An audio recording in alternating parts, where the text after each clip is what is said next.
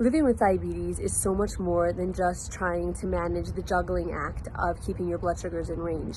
It a lot of times brings up so many other emotions like anxiety, burnout, frustration, loneliness, depression, hopelessness. Diabetes burnout is a very real thing, and these different emotions that come up are really important to be dealt with, and finding a therapist who could help you with this can be very, very beneficial for you. Here are some questions that might be helpful for you to ask to find a therapist that you can feel confident can help you in these areas. Number one is, have you worked with people with type 1 diabetes before? Is this something that you have experience with? And is this something that you're not going to be a guinea pig with this therapist, and that this is something that they have experience with? Number two is, are you aware of the connection between diabetes management and emotional well-being? So the emotional well-being actually and diabetes management goes two ways. Number one is, if our emotional well-being is in a good place, our diabetes management is naturally, usually, going to be better, and the blood sugars do not fluctuate as much and they're not as inconsistent. So it's easier to deal with the diabetes care and the medical aspect when our emotional state is in a better place.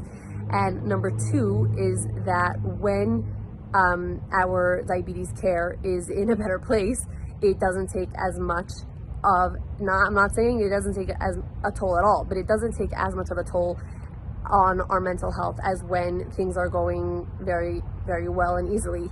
It's a lot of times when the blood sugars are not working out the way that we expect them to, and we're doing what the doctors are saying, or we're tired of taking care of this already. Like, we've been doing this for a while and we're just very, very tired of it. And the emotional aspect of the emotional toll that taking care of the diabetes can take on us definitely is important to be addressed. So finding a therapist who understands the connection between the two is very important. Number three is, what modalities do you use? There are so many different therapeutic techniques and therapeutic modalities to use for any given issue that someone brings up. So let's just say anxiety. There are so many different modalities to use for anxiety, and learning the types of modalities that this therapist uses might be very, very helpful for you to know if this would be a good fit for you. And number four is, how do you address the concerns of long-term complications? And number five is, how do you help someone stay motivated with their diabetes regimen and the things that they need to be on top of on a daily basis? What types of therapies are you using? Not only the therapeutic technique, but what type of character do you bring into the sessions? And these questions hopefully will be able to help you get a better idea if this person will be able to help you in these specific areas.